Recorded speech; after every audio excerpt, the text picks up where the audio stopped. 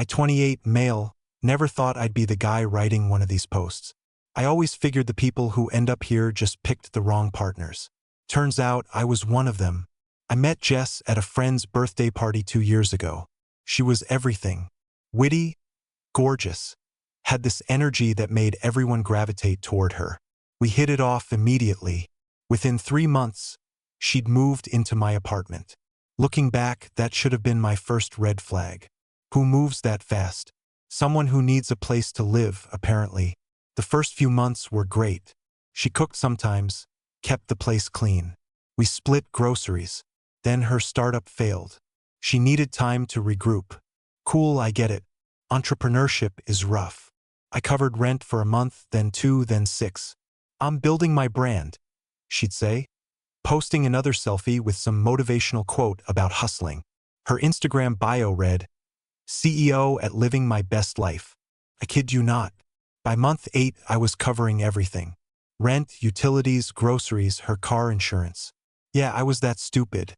Dinners out, weekend trips. She'd occasionally Venmo me $20 with a heart emoji like that covered anything. The breaking point came last Tuesday. I sat her down, spreadsheet printed out, 2 years of expenses. My contribution, $47,000. Hers, $1,340. Jess, we need to talk about finances. She didn't even look up from her phone. Babe, I told you, once my coaching business takes off. What coaching business? You've had 2 clients in a year. That's when she looked up. Are you seriously doing this right now? I'm trying to manifest abundance and you're bringing this negative energy. Negative energy? I'm asking you to contribute to the household you live in. She stood up, grabbed her purse. You know what? Some men just can't handle a strong, independent woman. I thought you were different. Independent? You haven't paid a dime of rent in 18 months. She stormed out. 20 minutes later, my phone exploded. She'd posted on Instagram. Some men just can't handle a strong, independent woman. Hashtag know your worth, hashtag bosslady, hashtag unbothered. Our mutual friends started liking it. Comments poured in. You don't need that energy, queen. His loss. Men are so intimidated by successful women. I sat there staring at my phone. Successful? The woman whose Netflix subscription I paid for was calling herself successful. That's when I decided if she wanted to play this game publicly. Fine. I opened Venmo, sent her 1 cent. In the "what's it for" line, I wrote, "Here's your independence fee. We're done. Pack your stuff." And then I typed out the usernames of every single mutual friend who'd liked her post. It wouldn't notify them directly, but anyone who looked would see the receipts. Then I commented on her Instagram, "Independent women pay their own rent. Check your Venmo." The post disappeared within an hour. My phone started ringing.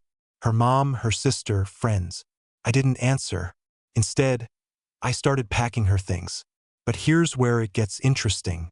While packing, I found something that changed everything. Holy, it's been a hell of a week. The day after my post, I got a credit alert on my phone. Unusual activity. I logged in and my stomach dropped. I found 3 credit cards in my name I didn't know about. All nearly maxed out. $18,000 in debt. My hands were shaking as I called the credit card companies. When did she even get my social security number? Then I remembered she'd helped me file my taxes last year. Said her cousin was an accountant and she could save me a few $100. I'm such an idiot. The fraud departments were a bureaucratic nightmare.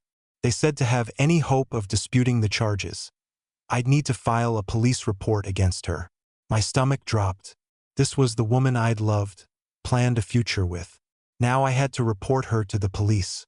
While I was on a 45-minute hold with Chase, she showed up, full theatrical mode. Tears, begging, the works. Baby, please. That Venmo thing was so humiliating. Everyone's calling me asking what happened. What happened? You stole my identity, Jess. There are 3 credit cards. Her face changed. The tears stopped instantly. Prove it. Excuse me? I said. Prove it. You gave me permission to handle finances. Remember when you were too busy with work? I have texts. She pulled out her phone, showed me a text from 8 months ago. Me, exhausted after a 12-hour shift. Just handle it, babe. You have my info. I'd been talking about her ordering takeout with my saved card info. She'd screenshotted it, cropped perfectly. You think this covers identity theft? She smiled. That same smile that used to make my heart race. I think it shows you gave me permission to handle financial matters. But hey, call the police. Explain how your live-in girlfriend of 2 years, who you gave financial access to, somehow stole from you. See how that goes. My phone buzzed. Another credit alert. She just used one of the cards while standing in front of me. Needed gas? She shrugged. For moving my things. Unless you want to illegally evict me. I've established residency. I know my rights. You need to give me 30 days notice, written and properly served. I looked at this woman I'd shared my life with. Who was she? Had she always been this person, or had I been blind? Get out. Make me. Oh wait, you can't. She sat on the couch, my couch, and opened Instagram. By the way, I'm keeping the car. That's my car. Is it? Because I have texts of you saying I could use it whenever?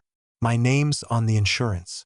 And honestly, after how you publicly humiliated me, I think I deserve it as compensation for the emotional distress. I spent that night researching tenant law, identity theft, and common law marriage. Thank God we weren't in a common law state. The more I read, the more I realized she'd planned this. Every text, every sweet message about handling things. It was all documentation for her. But then I remembered something.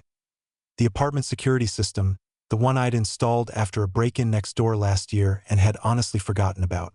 Small, discreet. One faced the living room where we'd had our financial discussions. Another covered the entrance where she'd just admitted to everything. It recorded audio, which I knew might be a legal gray area, but I was desperate. I spent the next morning reviewing footage, found exactly what I needed. Her admitting she'd opened the cards without permission.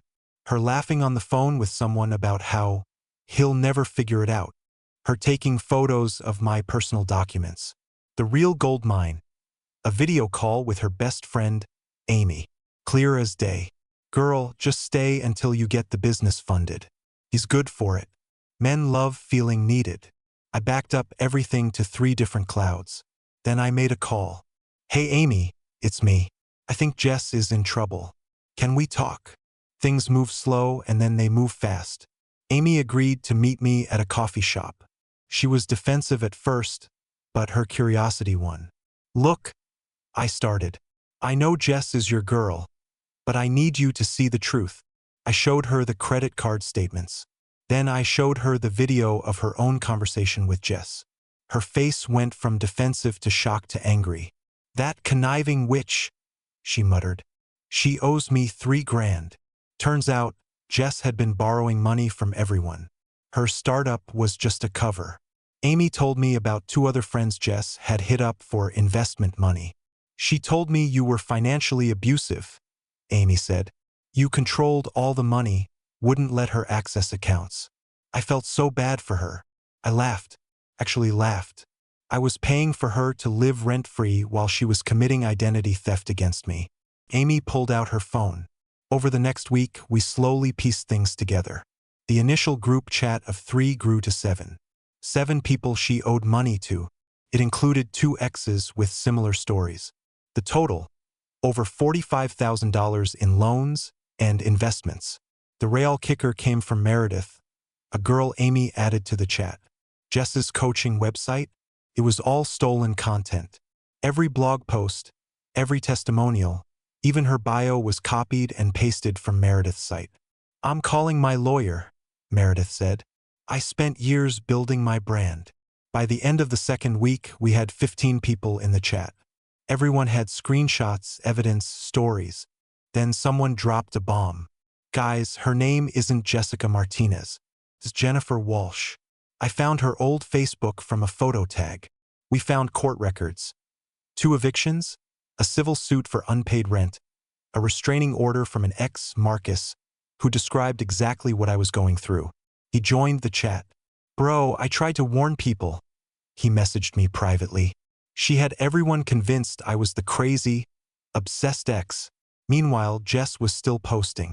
Surround yourself with people who see your worth. Hashtag new chapter hashtag who dis. That night, I met with a lawyer. Showed him everything. The credit cards are criminal, he said. The tenant situation is civil, but with this many victims and the pattern of behavior across state lines, the DA might be interested in pursuing felony fraud charges. This is organized. What about her staying in my apartment? My 30 days are almost up. Serve her the official eviction notice. Document everything. Don't turn off utilities. Don't change locks. But he smiled. Nothing says you can't start living your life again. You have the right to enjoy your property. Have guests over. Just be mindful of noise ordinances. I liked this lawyer. So, last weekend I threw a Reclaiming My Space party. 20 people from the group chat showed up. We didn't do anything illegal, just ordered pizza, played music until the 11 p.m. legal limit, and enjoyed the apartment that I paid for. Jess came home to find her victims eating pizza in her living room. What on earth is this?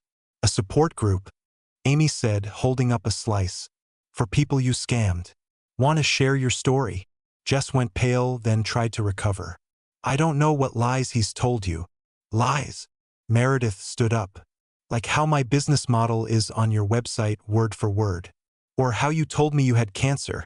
Another girl, Sarah, spoke up. I gave you $5,000 for treatment. The room erupted, everyone talking at once. Jess backed toward the door. This is harassment. I'll call the police. Please do, I said.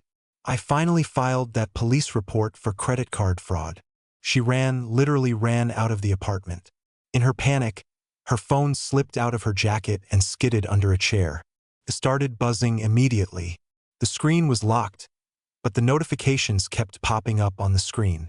Hey babe, can't wait for dinner tomorrow. Did you get the money I sent? My wife's getting suspicious. We need to talk. Oh no. She was running the same game on multiple guys at the same time. I pulled out my own phone and took pictures of every notification that appeared on her lock screen. Then I did something petty. I know, but I couldn't help it. I posted on my Instagram story, PSA. If someone named Jessica Martinez, real name Jennifer Walsh, asks you for money for her coaching business, run. DM me for receipts. I tagged everyone who'd originally liked her independent woman post. It's been a long month. The story blew up. My DMs were a flood of new victims. Turns out, she'd hit up people I didn't even know. Old college acquaintances, random guys from dating apps, even a few sugar daddies who thought they were her only one. The best part? Someone in the comments recognized her from a news article. She'd done this before. Different city, different name, same scam. There was a warrant for her in Arizona. I called the police detective handling my fraud case. Gave them everything. The new name, the warrant info, the evidence from over 20 victims. That night, for the first time in 2 years, I slept well, until 3 a.m. when my door started shaking. She was back and she brought friends. The banging woke up the entire building. Jess was outside with 2 guys I'd never seen before, absolutely losing it. Open the door. I know you're in there. You ruined my life. I called 911, put the phone on speaker, and started recording the incident on my own phone.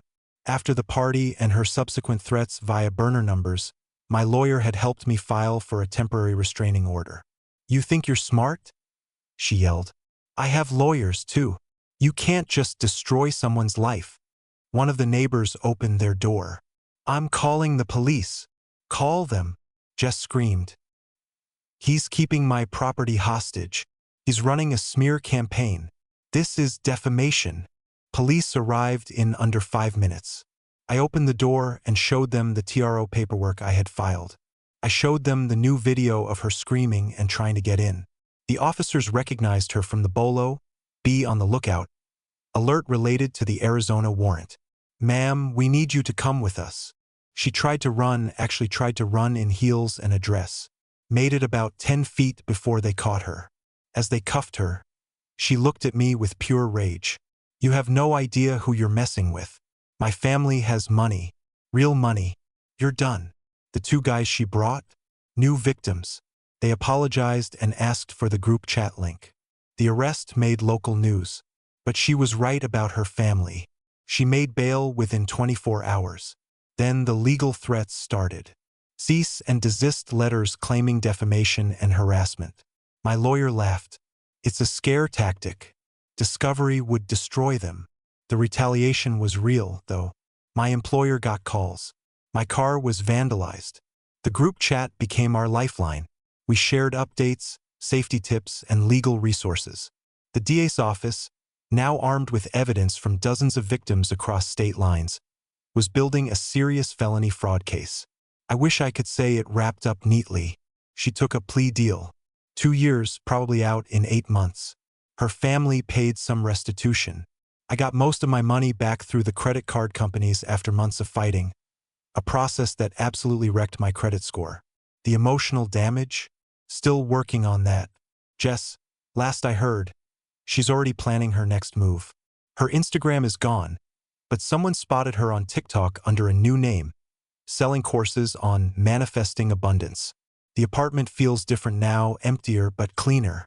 I'm dating again, slowly, and I'm much more careful about red flags. Did I win? I don't know. She's not in my life anymore. The truth is out. Maybe that's enough. To anyone reading this, trust your gut. If it feels wrong, it is. Love shouldn't cost you $47,000 and your peace of mind. And Jess, Jennifer, Sarah, Lisa, or whatever you're calling yourself now, if you're reading this, your Venmo request for 1 cent is still pending. No, I won't share raw evidence because of ongoing legal stuff. And to the person who DM'd me, saying this sounds like their ex, check if her favorite quote was, "I'm not lucky, I'm blessed." If so, we probably dated the same person. For those asking about red flags I missed, she never had friends from before we met. All her stories painted her as the victim. She knew expensive restaurants, but never how to tip. Her phone was always face down. She had explanations for everything that were just believable enough. She isolated me from friends who asked questions. Everything was always someone else's fault. The car. She eventually had to return it as part of the legal proceedings, but not before putting 10K miles on it and leaving it trashed.